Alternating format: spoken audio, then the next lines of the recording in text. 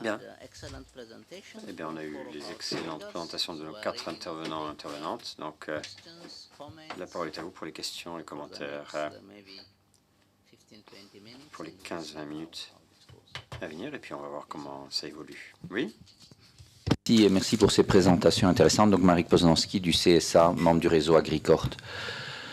Je crois, donc lorsqu'on veut effectivement s'adresser à des États fragiles, ce n'est pas seulement les gouvernements qui sont fragiles, mais il y a aussi des fragilités évidemment dans tout le reste des institutions, de la société civile. Mais je ne pense pas qu'il y a d'autres moyens pour résoudre les problèmes que de renforcer les capacités à la fois des États, mais aussi des institutions et d'essayer de voir ce qui existe pour s'appuyer sur ce qui existe. Alors, je dois dire que je ne connais pas bien des États comme la Somalie qui sont peut-être des cas extrêmes, mais en tout cas, Annick nous a eu l'occasion de nous présenter, même dans un pays qui est censé être vu comme difficile, il y a des organisations très fortes. C'est aussi le cas de la RDC, des Kivu. Donc, il y a des organisations comme ça. Par contre, on a eu des tas d'intervenants qui se sont exprimés. Et je dois dire que les intervenants, a priori, on se dit, eux, ils ne sont pas fragiles. C'est des grandes institutions. Et non seulement c'est des grandes institutions, mais comme, en plus, c'est un marché très concurrentiel, le marché de l'urgence, de l'intervention, ils ont des communications très fortes. Le PAM, par exemple, est une magnifique machine de communication. Ceci dit, on se rend compte que même lorsqu'il y a des très bonnes idées, je pense qu'il y a une vraie fragilité dans toutes ces organisations pour arriver à travailler avec justement les points d'entrée de la société, enfin, ce qui existe au niveau de la société civile. Et moi, je voudrais prendre un cas, parce que je ne connais pas bien suffisamment les autres organisations, mais le cas des Kivu, avec le PAM. Autant le programme P4P est formidable, hein, je pense que tout le monde s'entend sur les objectifs et tout ce qui a été expliqué par M. Zhao, autant on se rend compte que comme institution, je veux dire, le PAM, c'est pas le P4P. Leur vraie compétence au départ, c'est le procurement dans l'urgence.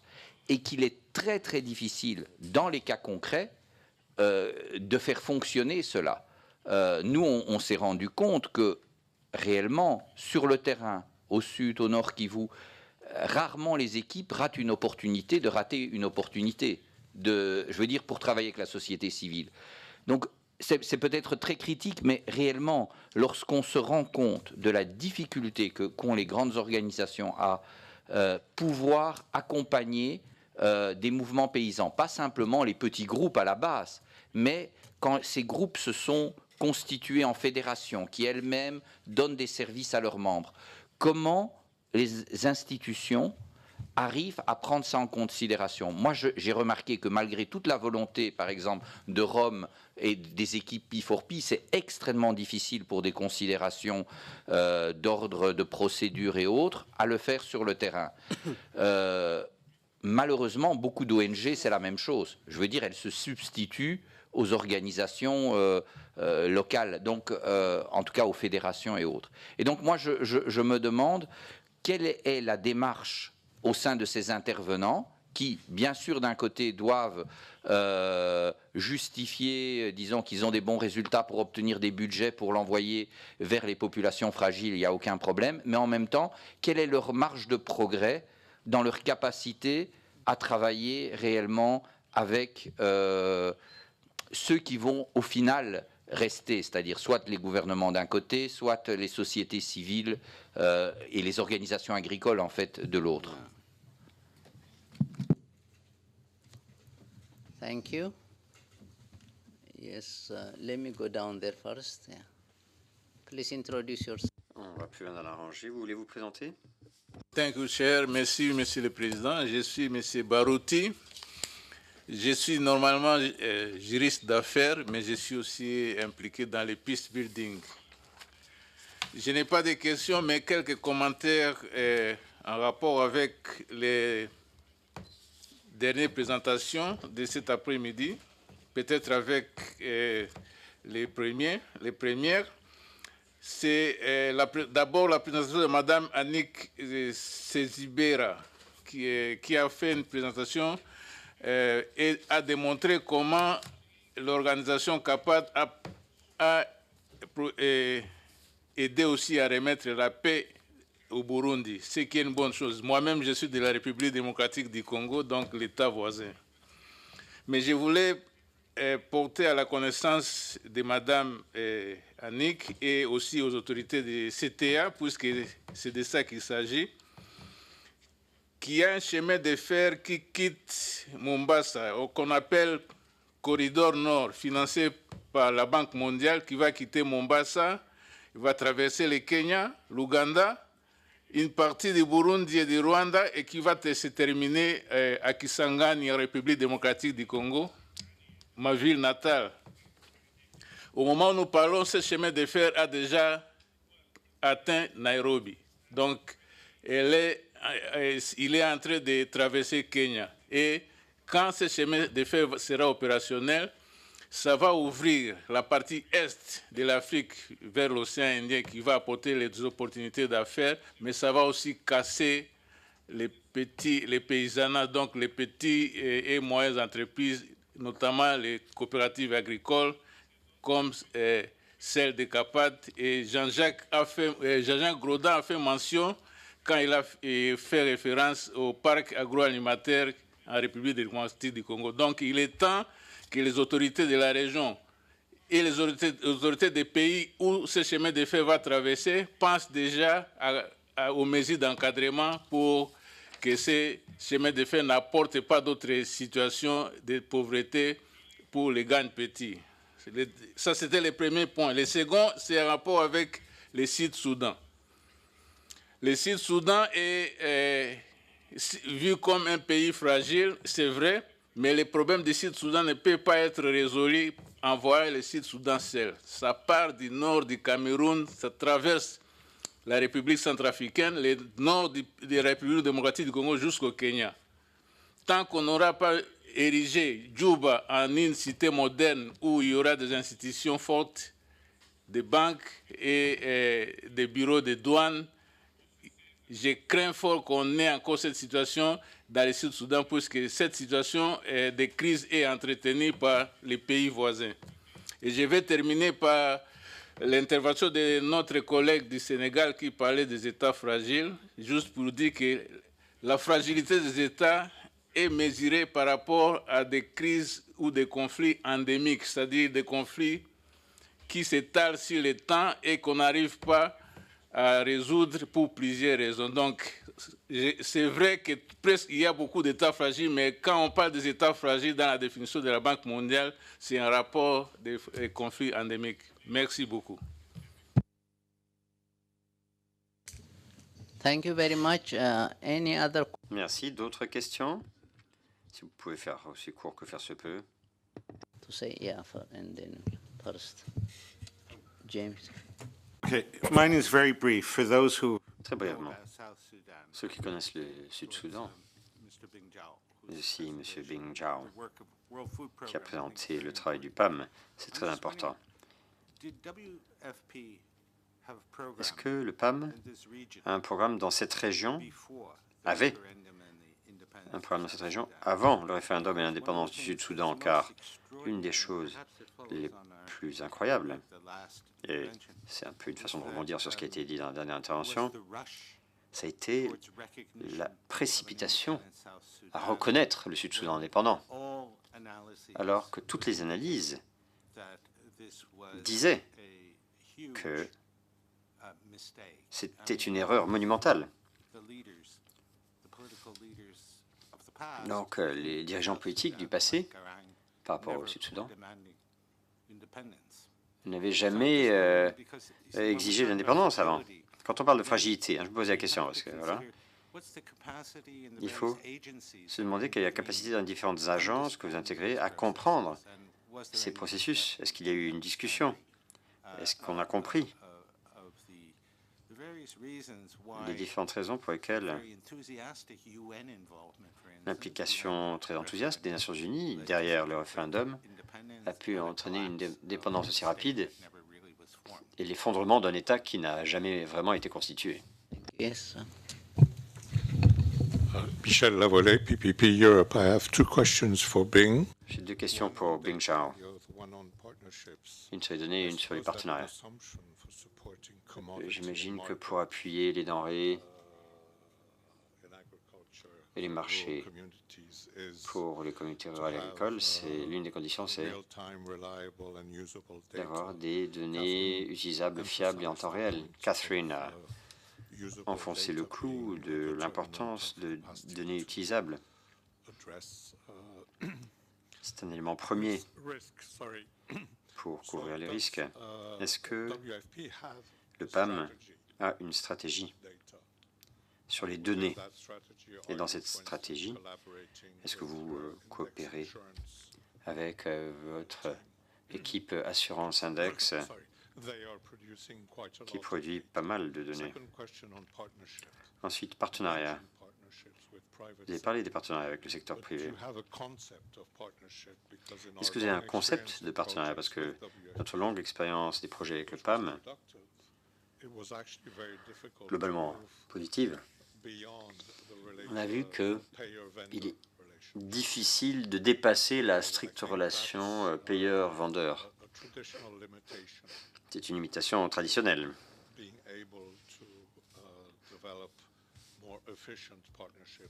Pouvoir développer des partenariats plus efficaces et plus durables avec le secteur privé. Merci Michel. D'autres questions? Oui, tout au fond, à gauche. Merci aux intervenants du panel. Un petit commentaire par rapport à la Banque mondiale. C'est pour rappeler un petit peu la cohérence des politiques, n'est-ce pas? Il sert d'une part de faire des efforts épatants pour appuyer les communautés, mais par ailleurs pour les investissements commerciaux qui ont entraîné l'accaparement des terres, les projets Madagascar, etc. Donc, comment est-ce qu'on peut assurer la cohérence concrète des politiques? Mais ma question s'adresse plutôt à Annick. Ça concerne les droits fonciers et votre expérience au Burundi. Vous pourriez donner un exemple de ces stratégies auxquelles vous avez eu recours avec les communautés pour accéder, pour avoir accès et garantir vos droits fonciers? Merci. Thank you. Do I see any more hands? Merci. Est-ce qu'il y a d'autres demandes d'intervention? Non? Bien.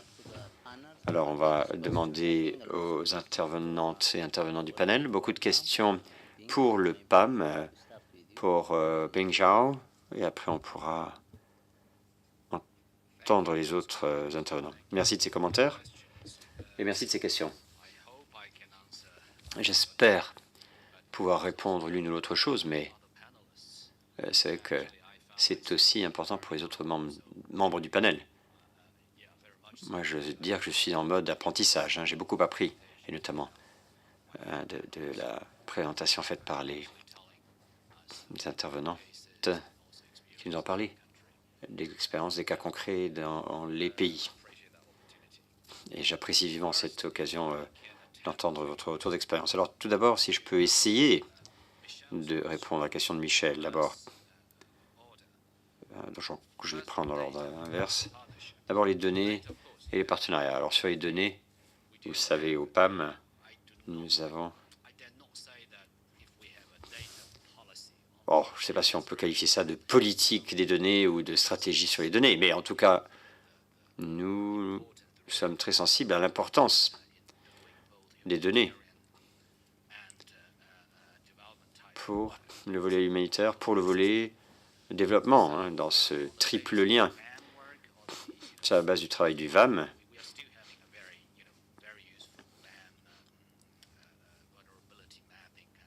Dans une cartographie des vulnérabilités, qui est importante, qui guide notre programmation et notre programme opérationnel, notre travail opérationnel. Après, pour ce qui est... On a un système internes pour compiler des données, cartographie des bénéficiaires, quand on fait des opérations comme les CBT, les transferts en espèces, les virements en espèces. Mais nous reconnaissons de plus en plus l'importance des données et c'est pourquoi nous sommes en train de nous dématérialiser, comme on dit, la transformation digitale en anglais. Et cette dématérialisation, elle va se faire sur la base des données, et notamment pour les petits exploitants agricoles. Nous essayons d'utiliser les plateformes numériques, le numérique. Bon, tout cela en est au premier balbutiement, entendons-nous, mais on essaie de se concentrer sur les données d'enregistrement des petites exploitations agricoles et des problèmes en la matière. Capacité à partager, capacité à se parler les uns aux autres, y compris pour les différents programmes internes au PAM. On ne collecte pas les mêmes ensembles de données, car nous nous concentrons évidemment sur différents aspects de ces informations. Donc il faut avoir des ensembles communs de données et ensuite des informations additionnelles qui pourraient s'avérer nécessaires. Donc ça, c'est un exercice qui est en cours, mais qui correspond à un besoin important. Et c'est l'essentiel de ce que nous faisons sur les données. Et pour les partenariats, c'est la même chose. Le nouveau directeur exécutif, David Beasley, a dit carrément au conseil exécutif de la semaine dernière, il a dit aux membres du conseil exécutif que oui, effectivement, les partenariats privés, il va se concentrer dessus sous sa mandature. Je suis d'accord avec vous. Au PAM, nous sommes une agence de réponse rapide. On achète des denrées et on les apporte aux personnes qui en ont besoin de façon efficace. Et c'est la norme des marchés publics internationaux. Donc voilà, payeurs, vendeurs. Alors oui, pour P4P, les achats pour le progrès, on a eu des difficultés parce qu'évidemment, les procédures de marché public classiques, c'était difficile de les appliquer dans ce cas-là. Mais avec ce nouvel accent qui est mis sur les partenariats, le PAM, globalement, mais aussi pour l'initiative Petits Exploitants Agricoles, devrait bénéficier de ce nouvel élan, de cet accent qui est mis là-dessus. Et même dans le pilote P4P, on a eu accès à des données concernant les petits exploitants agricoles. J'espère répondre en partie à la question. Alors, James, votre question est un peu trop politique. Je ne doute pas que Harma pourrait m'aider dans une certaine mesure. C'était quoi, il y a 10 ans, il y a 8 ans, depuis ce fameux référendum? Je ne me souviens pas parce que moi, je ne suis pas si politique. Et oui, le PAM était là, j'en doute pas, hein, car nous avions répondu à des appels du fait de la famine et de la crise humanitaire. Je ne doute pas, je suis sûr que le PAM ne s'est pas mêlé de tout ce qui a pu entourer le référendum. Et voilà, moi je ne peux pas dire quel a pu être l'impact ou l'indépendance qu'on a eu dans ce processus de référendum. Désolé, je n'ai pas de réponse. Voilà, bon, je vous dis des choses tout de go. Et puis ça me ramène à une question, à un défi lancé par les intervenants sur les coches qu'on a loupées dans le programme P4P, Achat pour les progrès. Il y a quelques années, on a publié un document, réflexion sur le programme, sur l'initiative Achat pour le progrès. Essayons de faire preuve d'introspection. Il y a des choses pour lesquelles on n'a pas trouvé de solution aux problèmes qui se posaient, et en partie du fait que le PAM, traditionnellement, est une agence humanitaire. Quand on passe au développement, petits exploitants agricoles, l'origine de la famine, il y a toutes sortes de défis institutionnels dus à la machinerie interne. Mais je crois que la pratique du P4P, le pilote pour les achats pour le progrès, ça nous a permis de mieux réfléchir à ces questions. Et donc, je pense qu'au PAM, nous avons d'ores et déjà commencé, nous avons déjà fait une partie du travail d'ailleurs, pour opérer des changements en interne et aussi, bien sûr, lancer de nouveaux partenariats pour remédier à certains des problèmes identifiés. Nous sommes rendus compte que parfois la demande du PAM n'est pas toujours viable.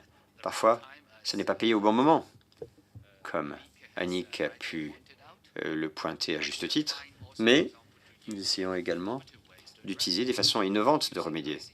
Nous passons par l'informatique, notamment par les innovations. En Zambie, on a déployé un petit projet pilote qui s'appelle Mano. C'est en fait une application pour téléphone portable pour essayer d'être plus efficace, pour faire le lien entre l'exploitant agricole et le marché par les applications de téléphone. Donc on va continuer. Et puis,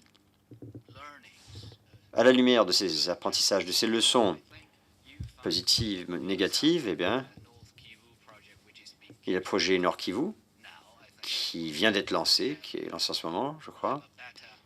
Et là, nous aurons de meilleures connaissances pour appuyer, pour améliorer, pour celui-ci.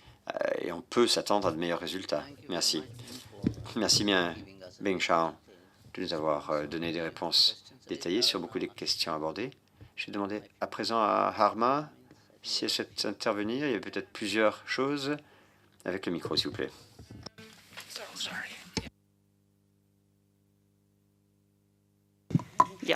Merci. Oui, il y a eu d'ores et déjà beaucoup de commentaires. Et pour beaucoup de questions, ce n'est pas véritablement de mon ressort, et ni non plus de mon expertise. Il y a une question générique.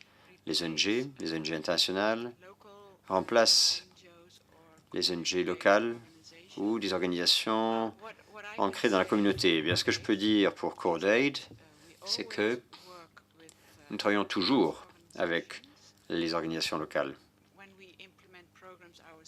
Quand nous exécutons les programmes nous-mêmes, c'est toujours avec des organisations locales. Et sur le terrain, ce sont des ONG locales. Notre approche est toujours de nous concentrer sur les communautés. Donc on renforce les capacités des communautés et au final, nous disons nous sommes facilitateurs. On n'est pas toujours là. Notre objectif est de renforcer les capacités des gens pour qu'ils puissent s'aider eux-mêmes et que nous puissions partir. Voilà pour l'approche. La façon de travailler. Alors après, oui, dans la pratique, ce n'est pas toujours le cas. Il peut y avoir des divergences, bien sûr.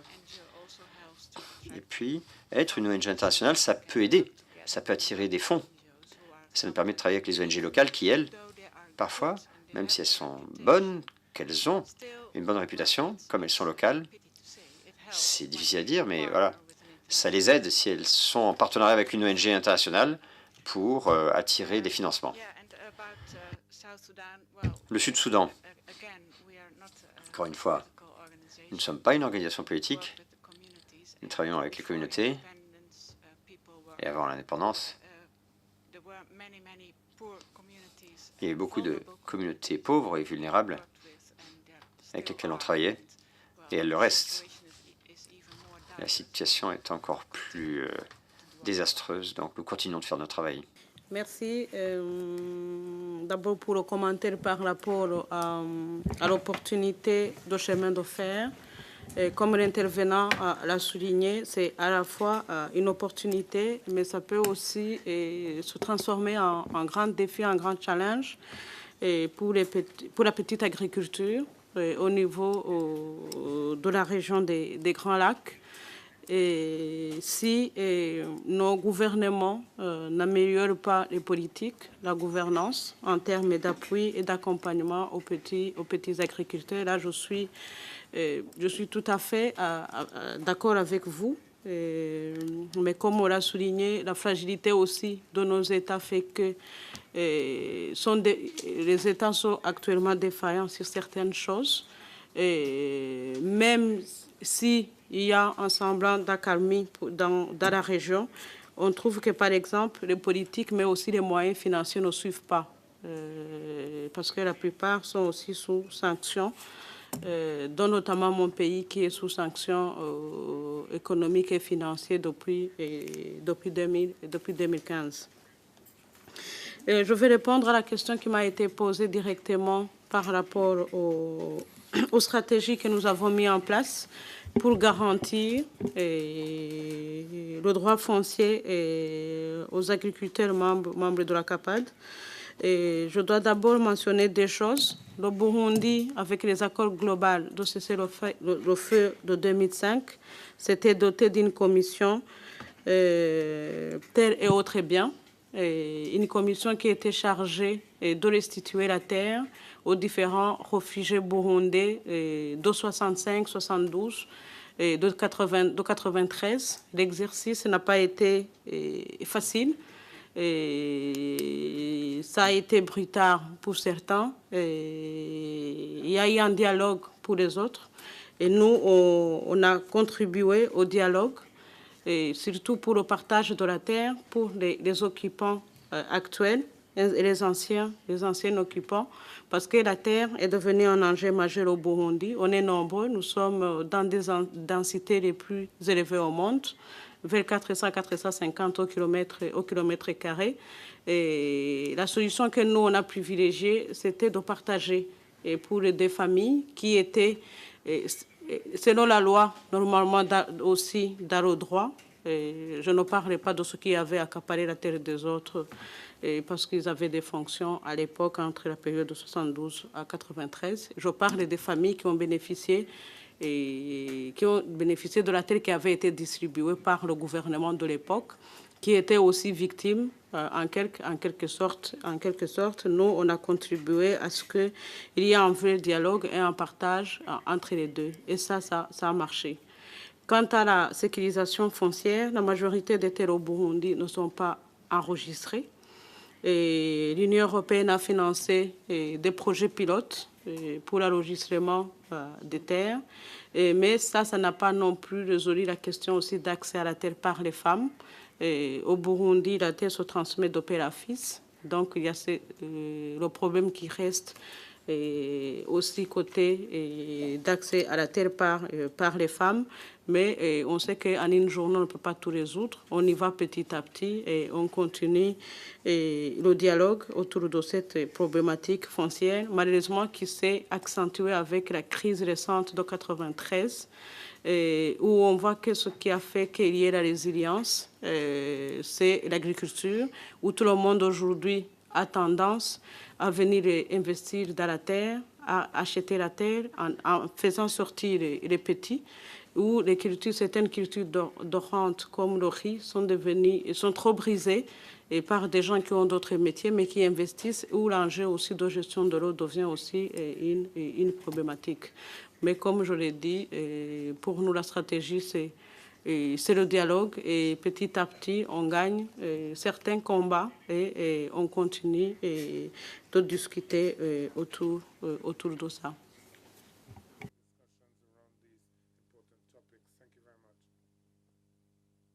Thank you very much. Je vous remercie, Annick. Finally, I give the word Enfin, to Downey, Any comments you want? vous avez des réactions? Oui, très rapidement. Je reviendrai sur l'utilisation des ONG locales.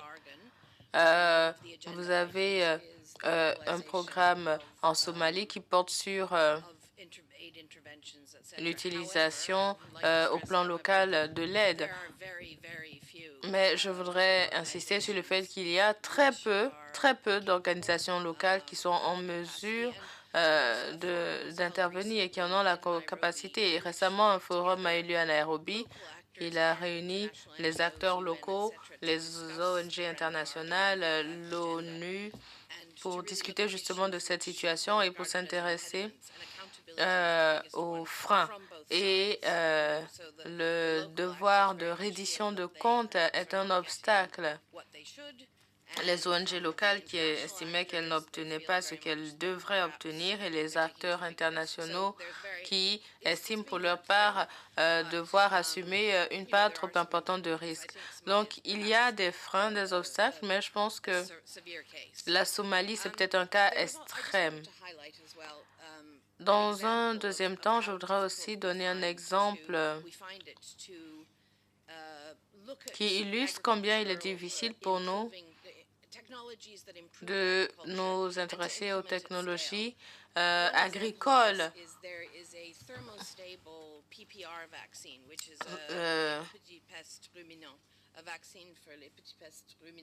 Vous avez un vaccin pour les petits pestes ruminants pour le secteur de l'élevage en Somalie, un vaccin mis au point par l'Institut international de recherche sur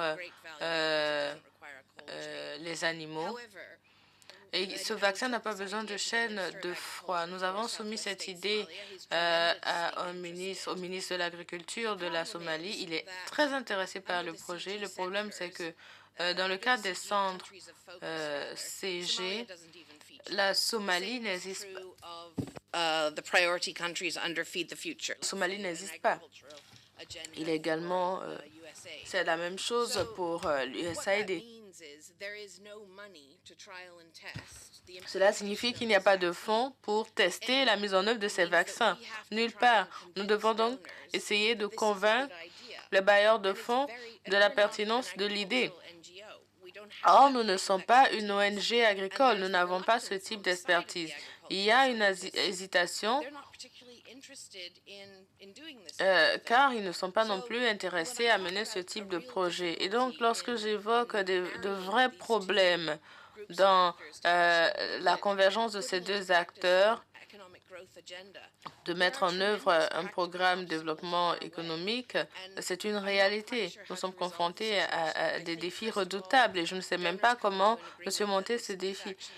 Je pense que dans un premier temps, il faudrait peut-être faire converger les bailleurs de fonds autour de ces activités économiques et il faudrait que nous évertuions, que les décideurs s'évertuent à faire converger les scientifiques, les agronomes.